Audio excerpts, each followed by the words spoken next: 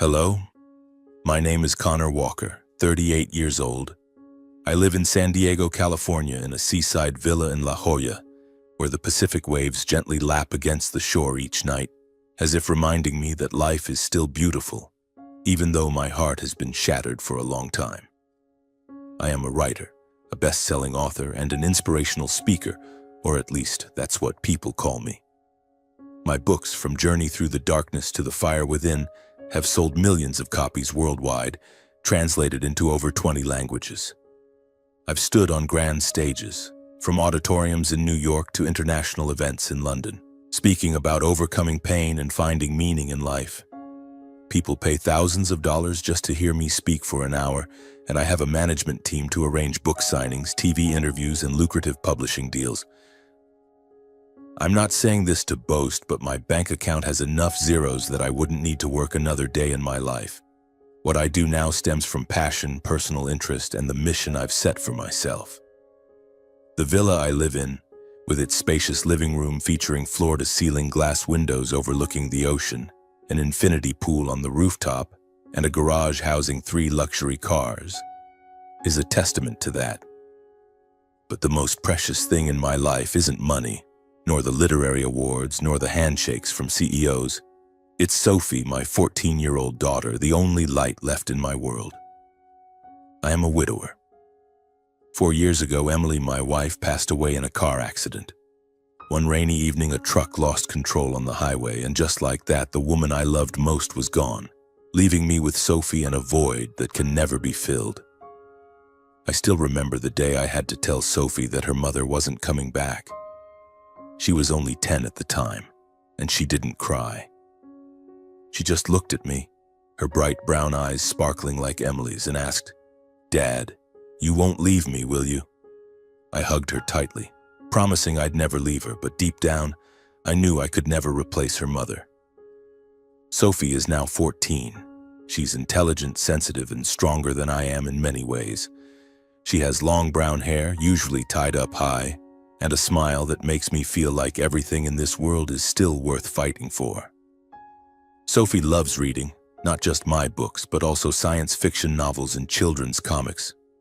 She also loves to sing, though, in her own words, her voice sounds like a cat yowling at midnight. I cherish the moments we spend together. Mornings when I make coffee while Sophie prepares toast.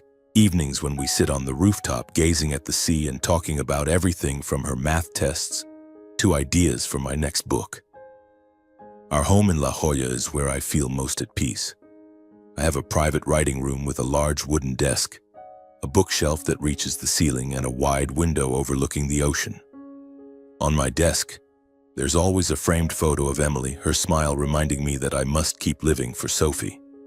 I often write in the early mornings when the sunrise paints the sea golden, and Sophie will burst in bringing a cup of hot cocoa and asking, "Dad, how's the new chapter? Has anyone died yet?" She always knows how to make me laugh. But my life isn't just sunshine and Sophie's smiles. There's a shadow that always lingers, a shadow named family. My original family, the one I've tried to keep at a distance but can never fully cut ties with. My father, Charles Walker, 75 years old, is a domineering, cold man obsessed with money. He was once a real estate tycoon building an empire from land deals in California. My father always prided himself on building everything with his own hands, and he frequently called me a dreamer, unworthy of the Walker family. Writing books, giving speeches, that's child's play, Connor. A man should make money, build something solid like I did, he once said, his voice dripping with disdain, even when I showed him articles praising my writing talent. To him, my success is worthless because it doesn't resemble his. My mother, Margaret, 73 years old, is a more complex figure. She always appears with a perfect smile, a sweet voice, and words of concern that sound genuine. She calls me every month, asking about Sophie, asking about my work. But I always sense an invisible distance. My mother is jealous of me, though she'd never admit it. Once, when I was invited to speak at an international conference in Paris, she called to congratulate me, but her voice was strained, as if she had to force the words out. "You're so lucky, Connor.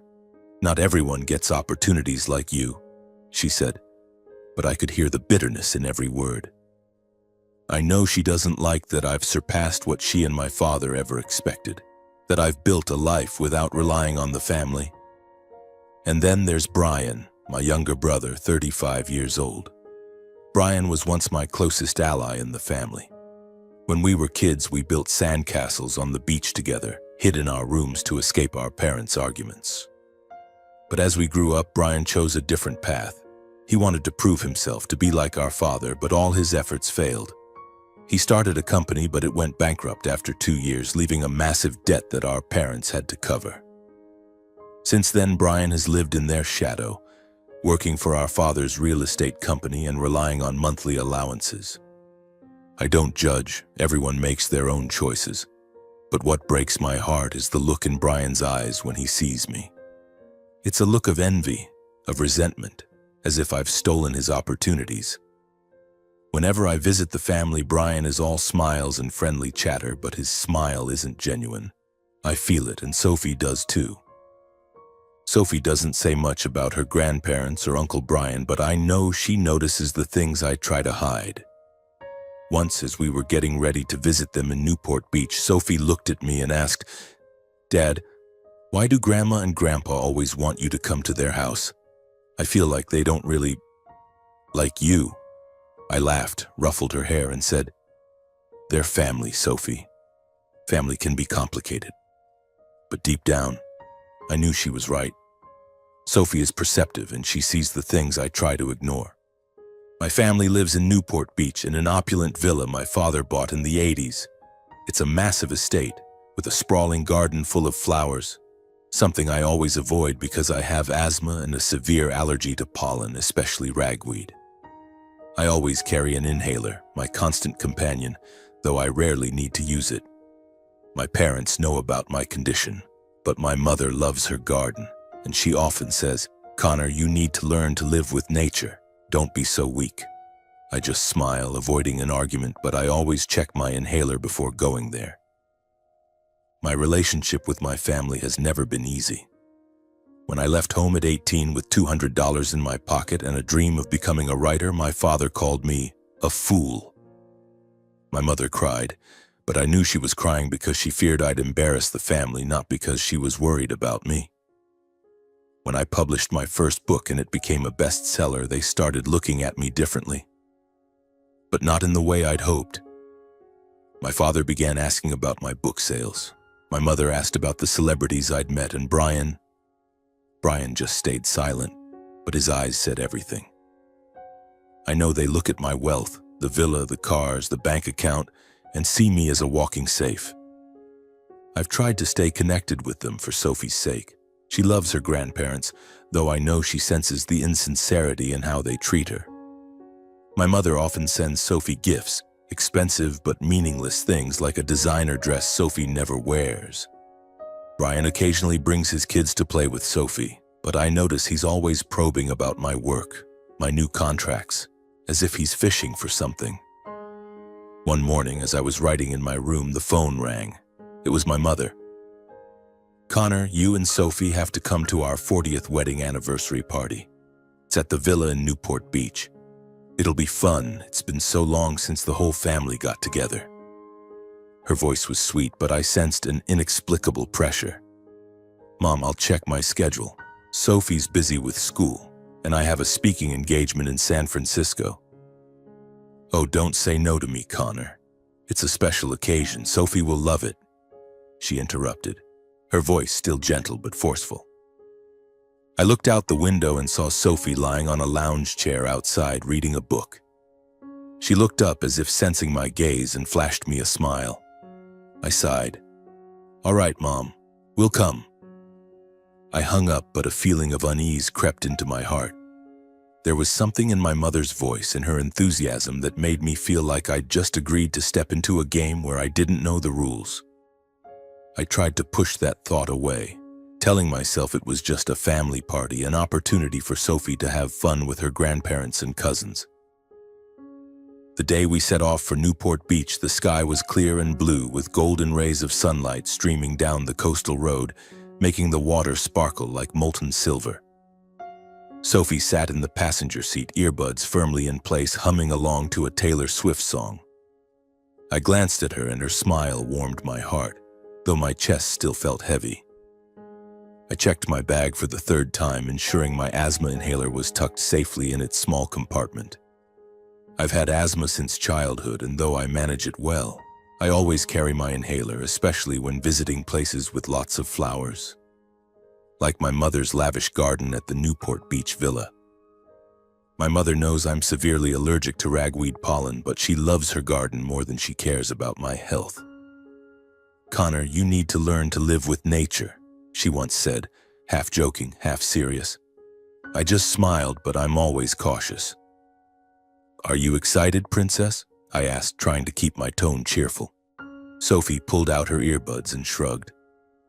"It's okay, Dad, but something feels weird. Grandma and Grandpa keep insisting we come. They're not usually this interested." I chuckled, patting her hand lightly.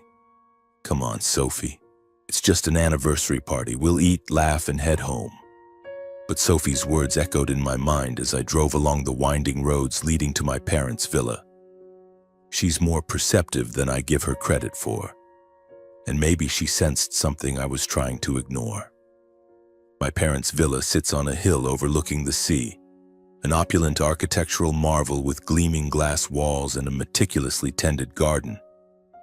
As Sophie and I stepped out of the car, the festive atmosphere was already in full swing.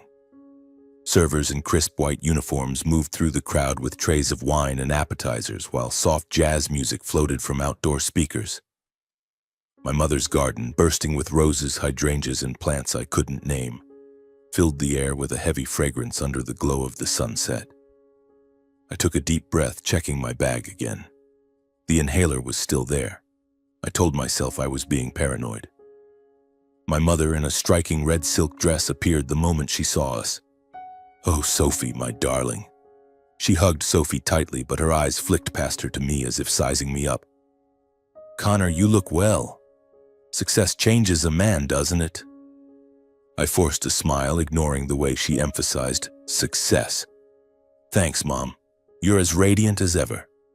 My father approached, dressed in an expensive gray suit, clapping me hard on the shoulder. "Connor, you finally showed up. I thought you'd be too busy signing books or giving speeches somewhere, no time for family." His words were a familiar little jab, sharp and practiced. "I always have time for Sophie and family, Dad," I replied, keeping my voice steady. He just laughed, a smile that didn't reach his eyes. "Good. Today's a special day. The whole family needs to have fun." Brian appeared moments later in a slightly rumpled suit, his grin wide but insincere. "Connor, my man, long time no see." He hugged me, but the embrace was stiff like a formality. Then he turned to Sophie, ruffling her hair. "You're growing up so fast, Sophie. My kids are waiting to play with you." Sophie smiled, but I noticed a cautious glint in her eyes. She nodded and ran off to join Brian's kids, two noisy blonde children playing near the garden. I watched her go, that uneasy feeling stirring again, but I forced myself to blend into the party atmosphere. The party unfolded like a perfectly staged performance. My father stood in the center of the crowd, recounting the story of his and my mother's wedding day, his voice booming like a stage actor's. The guests, friends, business associates, and a few real estate bigwigs, laughed and raised their glasses in toasts. My mother glided between tables, her smile dazzling, but I noticed her glancing at me often as if keeping tabs.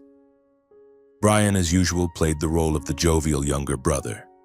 He pulled me aside, handing me a glass of wine. "Come on, big bro, spill it. How's the new book going? I heard you're about to sign $1 million deal with a publisher." I shrugged, keeping my distance.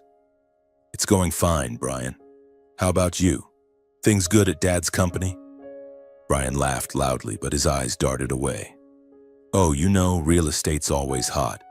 Not as glamorous as you, though, Mr. Self-Made Millionaire, right?" He slapped my shoulder, but the gesture was harder than necessary, like he was hiding something. As I was talking to Brian, Sophie suddenly ran up, slightly out of breath, her bright brown eyes full of worry. "Dad, did you bring your asthma inhaler?" she asked, her voice soft but urgent. I frowned, setting my wine glass down. "Yeah, I've got it. It's in my bag, like always." I pointed to the chair a few meters away where I'd left my bag. Sophie followed my gesture, then looked back at me, still uneasy. "Dad, you should check on it. I don't know, I just feel worried." I smiled, trying to reassure her, but her words made my heart beat faster. "All right, Princess, I'll check." I stood to head toward my bag, but Brian immediately stepped in, grabbing my arm. "Hey, big bro, come on. Dad wants to introduce you to some business partners. They've heard about you forever and want to meet the best-selling author." Brian laughed, his enthusiasm overdone, pulling me toward a group of men in suits standing near my father. "Brian, hold on. I need to grab my bag first," I said, trying to pull my arm free, but Brian held tight, almost dragging me. "Relax, man. Your bag's safe. Who'd mess with Connor Walker's stuff?" He winked, but his smile was stiff, like he was hiding something. I glanced at Sophie, who was still standing there, her worried eyes following me. I wanted to go back and check the bag, but Brian had already pushed me into the group of my father's partners. My father stood there, his voice booming, introducing me as if I were part of his success story. "This is Connor, my son. Best-selling author, self-made millionaire. Who'd have thought the dreamy kid would make it this far, right?" The guests laughed and clinked glasses, but I only nodded absently, my mind still on the bag. I tried to excuse myself. "Dad, sorry, I need to check something." But my father slung an arm around my shoulder, holding me in place, his voice authoritative. "Relax, Connor. Today's about your mother and me. You need to be here."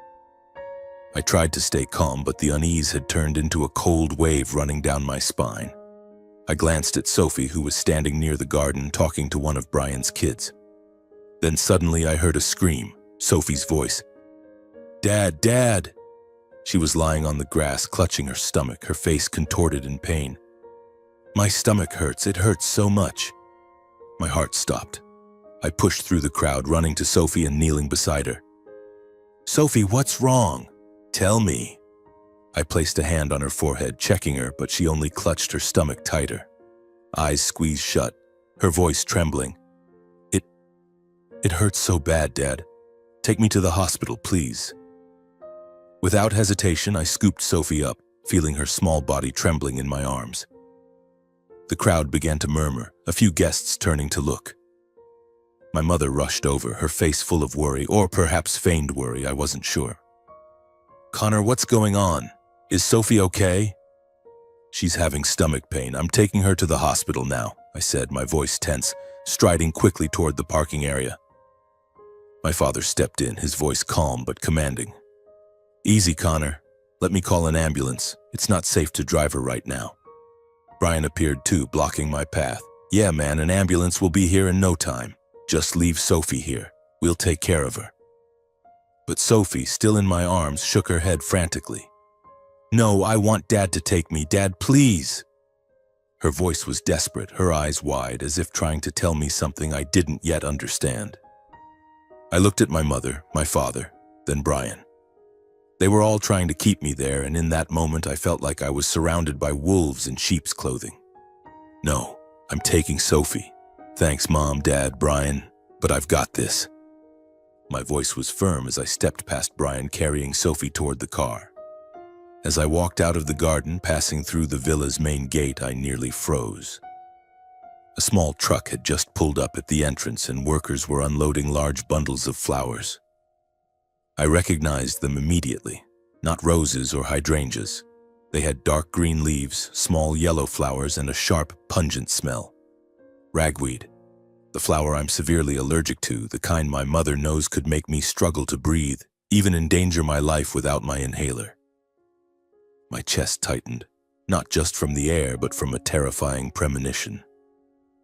I looked down at Sophie, still clutching her stomach, but her eyes flicked toward the truck, then back to me as if trying to tell me she knew something. I tightened my grip on her hand, hurrying toward my car. "Dad, be careful," Sophie whispered, her voice small but certain. "I don't think this is a coincidence." I didn't respond, but deep down I knew she was right. This wasn't just a family party, it was a trap, and I had nearly walked right into it. I carried Sophie to the car, my heart pounding in my chest. The air outside the villa's gate was fresher, free from the suffocating floral scent of my mother's garden. But my chest still ached, not just from asthma, but from the growing dread in my mind. The truck loaded with ragweed, the flower I'm so severely allergic to that it could be life-threatening without my inhaler, was still parked at the gate like a silent warning. I set Sophie down in the passenger seat, quickly checking to see if she was okay. Her face was still contorted, hands clutching her stomach, but her eyes were sharp, not like those of a child in pain. "Dad, hurry," Sophie whispered urgently. "Take me to the hospital." I nodded, saying nothing, and started the car. As I drove down the winding road away from the twinkling lights of the party, I glanced at Sophie. She was no longer clutching her stomach. Instead, she sat up straight, her bright brown eyes staring out the window as if deep in serious thought. I slowed down, pulling over on a quiet stretch of road where the dim streetlights cast a yellowish glow on her face. "Sophie," I said, my voice low, "are you okay? Were you really having stomach pain?" Sophie turned to me, her eyes a mix of worry and determination. "Dad, I wasn't in pain," she said, her voice small but certain. "I was pretending. I had to do it to get you out of that party." I stared at her, stunned. "Pretending? Sophie, why did you do that? What's going on?" Sophie took a deep breath as if organizing her thoughts. "Dad, I think Grandma, Grandpa, and Uncle Brian are trying to do something to you. I'm not sure what, but everything at that party, it wasn't normal." My heart pounded harder, but I kept my voice calm. "Tell me more, Sophie. What did you see?" Sophie looked down at her hands, then up at me, her eyes blazing like her mother's. "Dad, from the moment we arrived, I felt something was off. Grandma and Grandpa kept looking at you, but not in a happy or proud way. They were looking at you like they were calculating something. Uncle Brian kept dragging you around, not letting you sit still. I saw him talking to one of the servers, the one in the white uniform with black hair. That guy was standing near your bag, lingering around it like he was looking for something. I think he took your inhaler." A chill ran down my spine. I replayed the memory, Brian pulling me away to talk, his over-the-top enthusiasm like he was deliberately distracting me.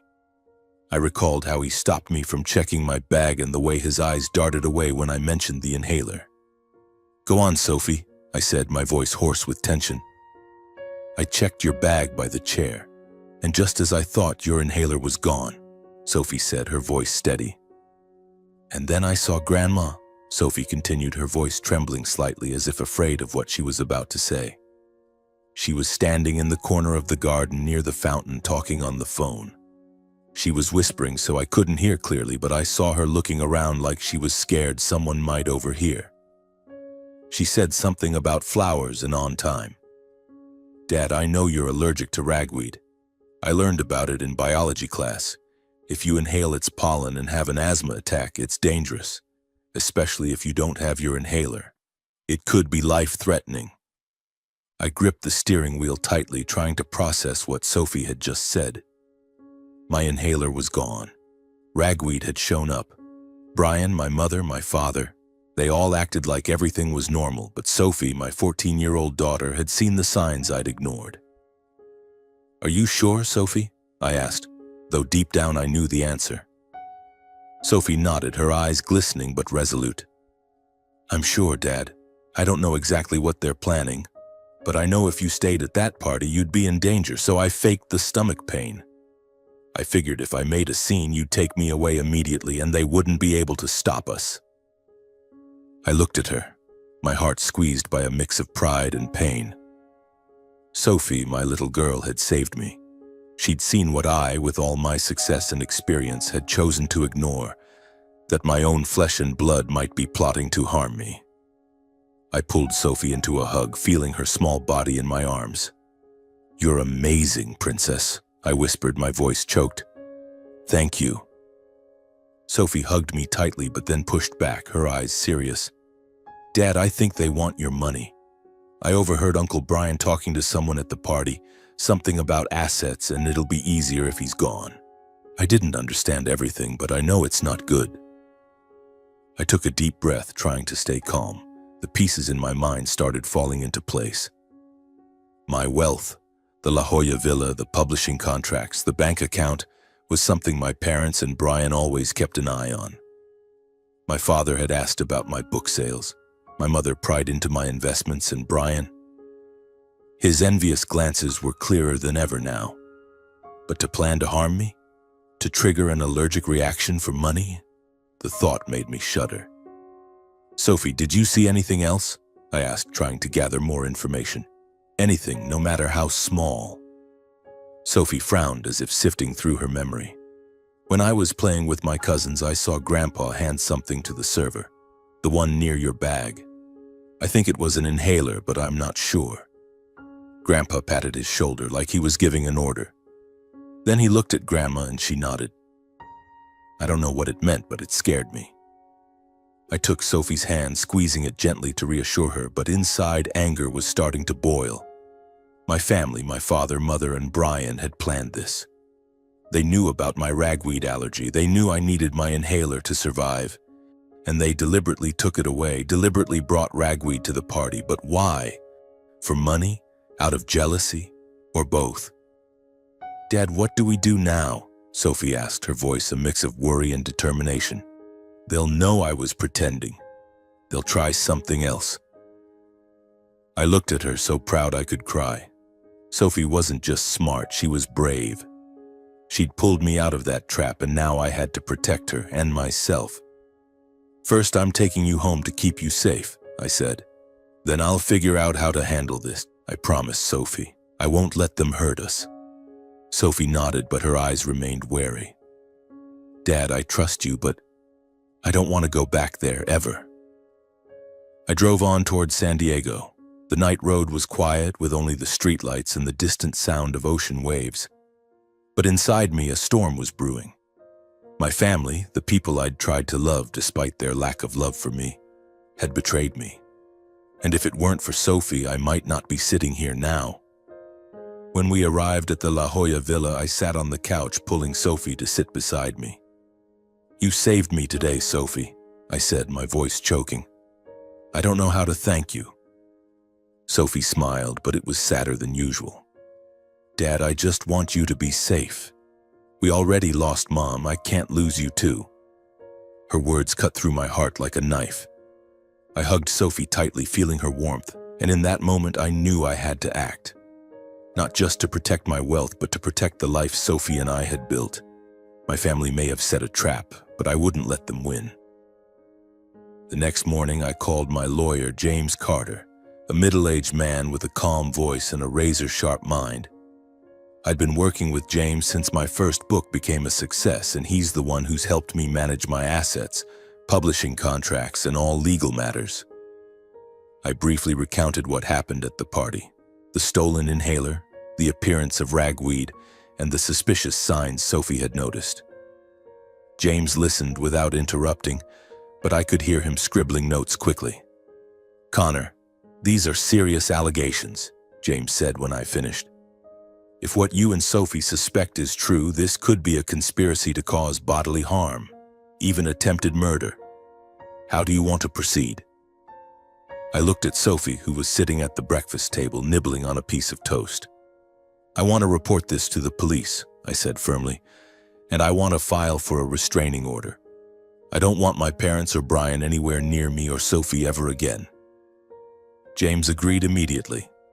All right, I'll prepare the paperwork for the restraining order, but for the police report, you'll need evidence. Sophie's a witness, but the testimony of a 14-year-old might not be enough to convince them. Do you have anything else? Security footage, text messages, anything? I shook my head, feeling helpless. No, James. I don't have anything concrete, just Sophie's word and my gut. But I know my family, they want my money, and I think they're willing to do anything to get it. James was silent for a moment, then said, "Then we'll start with what we have. I suggest you set up a trust immediately, transferring all your assets into it and designating Sophie as the beneficiary when she comes of age. This will ensure that no matter what happens to you, your family can't touch your wealth. Do you agree?" "Absolutely," I replied without hesitation. I want Sophie to be safe financially and otherwise. Over the next few days, I worked closely with James to establish the trust. I transferred all my assets, the La Jolla villa, the money in my bank accounts, book royalties and investments, into the trust, designating Sophie as the beneficiary when she turns 18. James ensured the trust was structured so that no one, not my parents nor Brian, could touch a single cent. "This is the best way to protect Sophie," James said as we signed the final documents.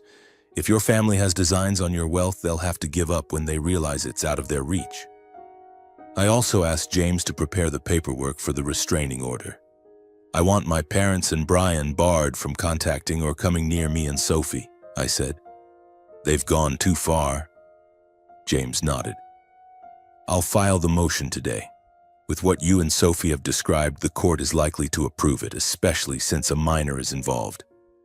But Connor, are you sure you want to completely cut ties with your family? This is a step you can't undo." I looked out the window, watching Sophie read a book on the rooftop, sunlight glinting off her brown hair. "I'm sure," I replied. "They're not family.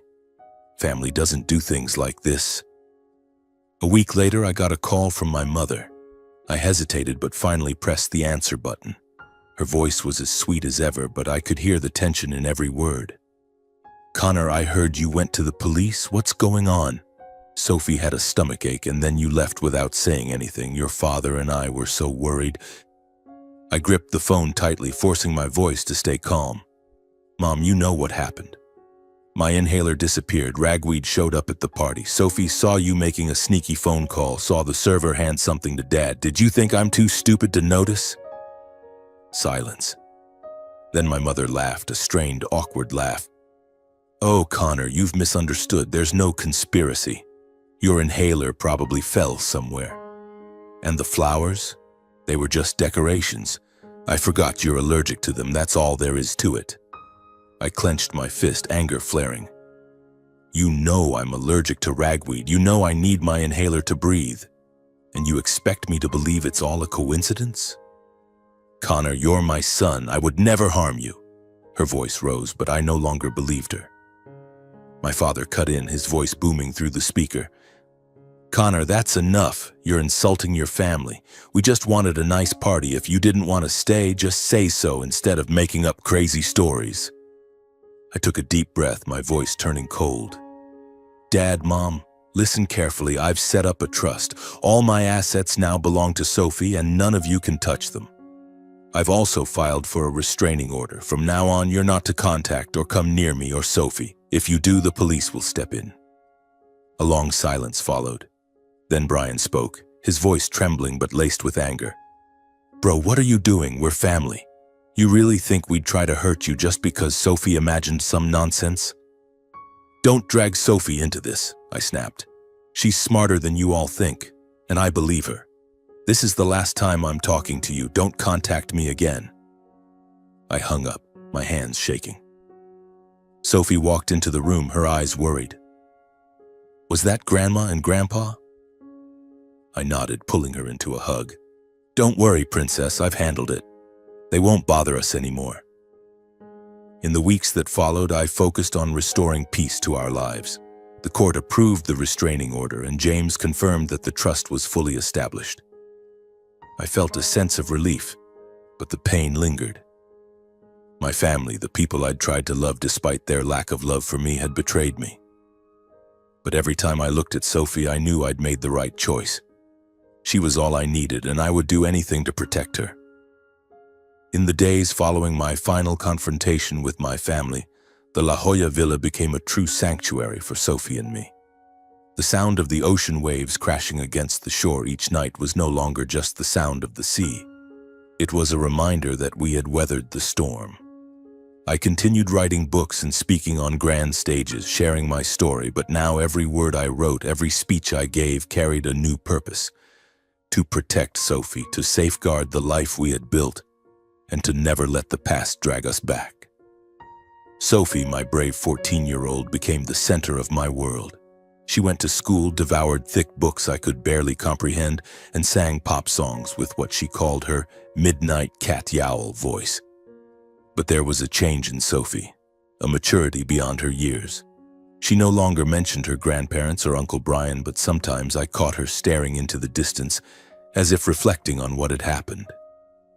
I knew Sophie was hurting, not just from losing her mother, but from realizing that family, people who were supposed to love us, had set a trap for us. "Are you okay, princess?" I asked one morning as we ate breakfast on the rooftop. Sophie was nibbling on toast, the sunlight glinting off her brown hair, making it shimmer like the sea.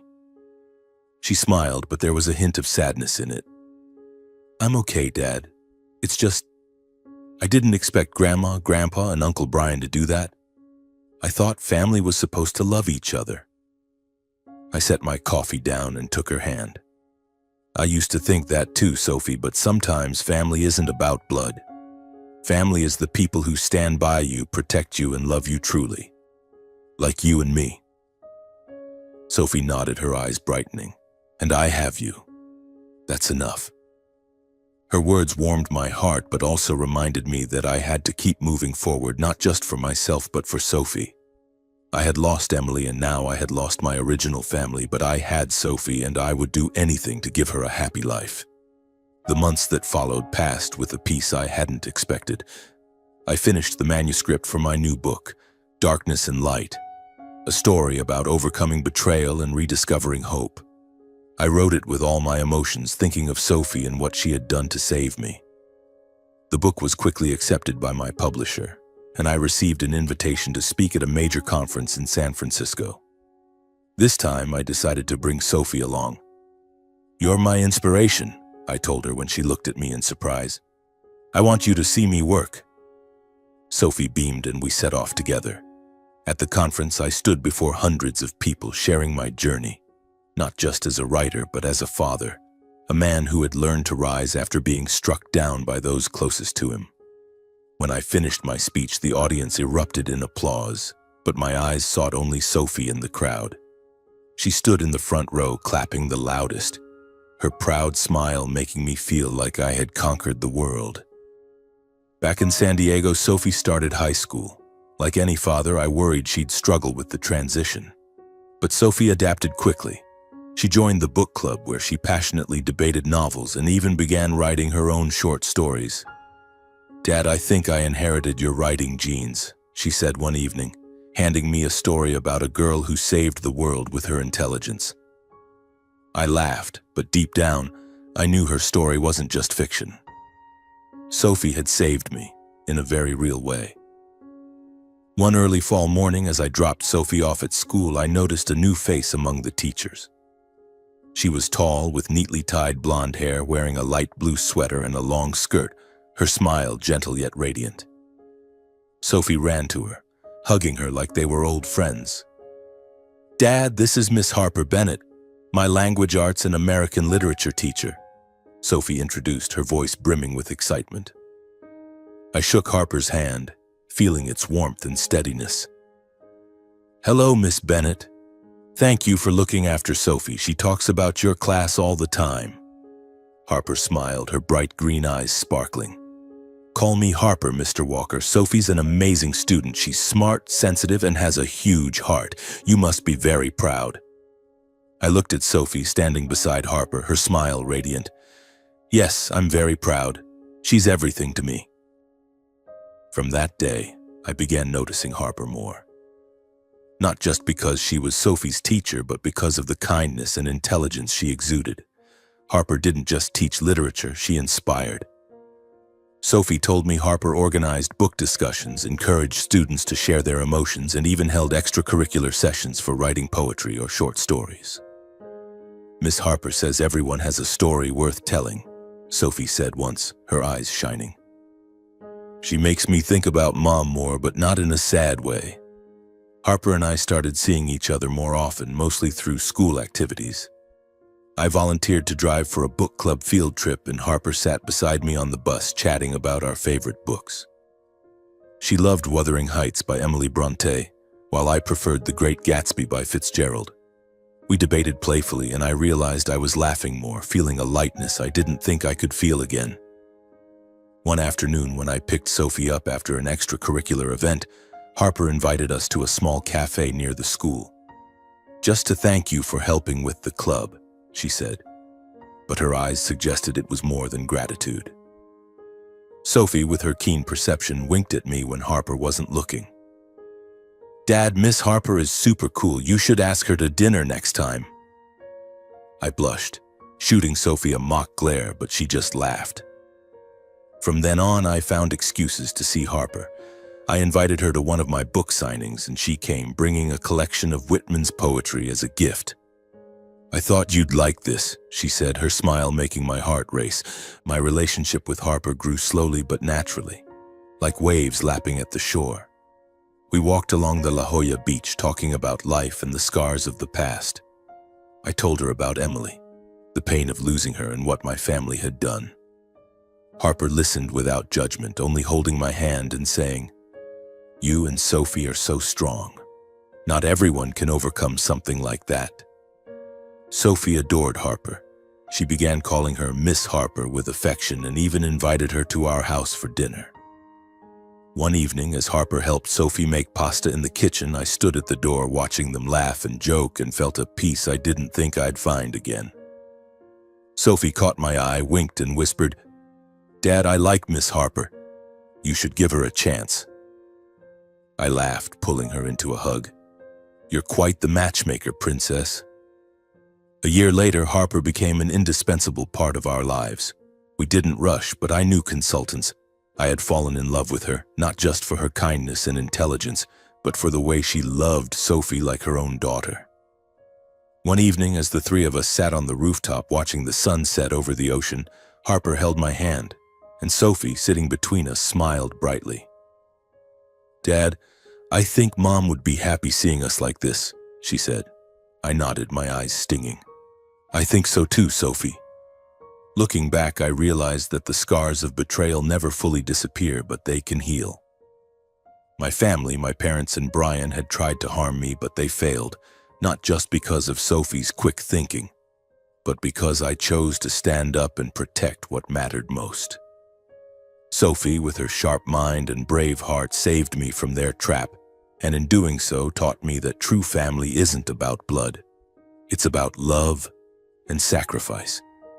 Harper brought light back into my life, not to replace Emily, but to remind me that love can bloom even on ground that seemed barren. I looked at Sophie and Harper, the two most important women in my life, and knew that no matter how painful the past, our future would always shine brightly. One afternoon, as the three of us walked along the beach, Sophie stopped, picked up a smooth pebble, and tossed it into the sea. "Dad, I think Mom's watching us," she said softly. "I think she's happy because we're happy." I took Sophie's hand, feeling its warmth, and glanced at Harper, who was smiling at us. "I think so too, Princess," I said, my voice catching. "And I think Mom would be so proud of you for saving me." Harper squeezed my hand gently. "You know, Connor," she said, "I used to think some wounds never heal. But watching you and Sophie, I believe love can heal anything." I pulled Harper into a hug, feeling my heart beat steadily. "You're right," I said. "Love, and the right people at the right time." In that moment, standing between Sophie and Harper, with the sound of the waves and the glow of the sunset surrounding us, I realized my greatest lesson. Enemies can come from those closest to you, like my family, who exploited my weaknesses for greed. But Sophie's sharp instincts, her pure heart, and her brilliant mind saved me from them.